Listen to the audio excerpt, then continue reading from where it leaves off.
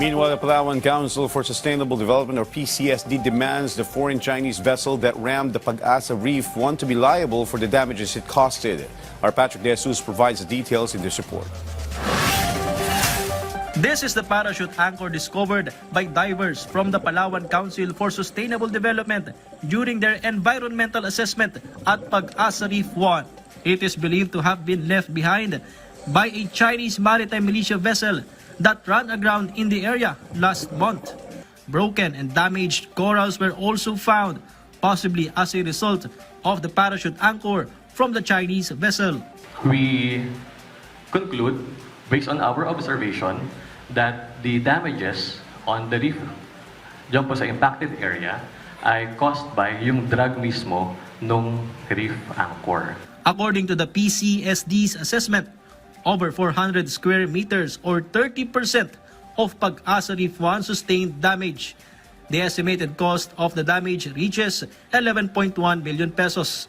Because of this, coral reef rehabilitation has been recommended. PCSD also stated that the foreign Chinese vessel should be held liable for the damage, a recommendation supported by the National Task Force West Philippine Sea. The National Task Force for West Philippine Sea expresses concern over the reported environmental damage caused by a Chinese vessel near Pag-asa Reef number 1, approximately 2.6 kilometers east of Pag-asa Island. We're hopeful that through the Department of Foreign Affairs, we can be able to reach out to them and to present to them the damages that they incurred because of that grounding incident. The parachute anchor remains at a section of Pag-asa Reef 1 and it will continue to cause harm to the reefs unless it is removed. This may affect not only the coral habitat but also the livelihoods of local fishers and the broader marine ecosystem. The anchor parachute will continue to cover the corals, denying access to sunlight, of which without sunlight, the coral reef will die. You lose the coral reefs, you damage the coral reefs, you lose spawning capability. You lose shelter, and you lose part of the food chain. So if you destroy the coral reefs, our fish stock, our other natural resources will diminish as well. Plans are underway for the immediate removal of the parachute anchor, which must be done carefully to prevent further damage to the reefs. It spans around 300 square meters and was spotted at a shallow depth of 9 meters. Based on PCSD's findings, the use of parachute anchors by Chinese vessels is considered extremely dangerous.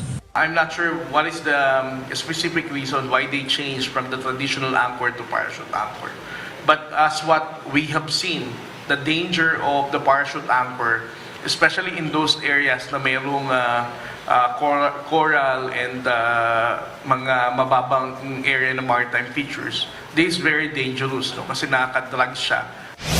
Meanwhile, 2 Navy warships of the People's Liberation Army Navy, which were first monitored last Saturday, 69 nautical miles off the coast of Cabra Island, Occidental Mindoro, have already departed. They were accompanied by a Chinese Coast Guard escort vessel, which was hailed by a radio by the deployed PCG ship, the BRP Teresa Magbanwa.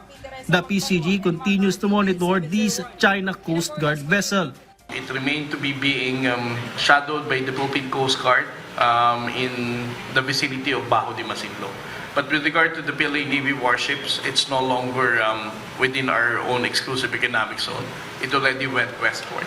The NTF-WPS chose not to entertain China's continued non-recognition of the 2016 Arbitral Award. The Philippines asserted that the ruling is legal and valid, and the country will continue to stand firm in its position on the West Philippine Sea in accordance with international law. Patrick De Jesus from the National TV for a new and better Philippines.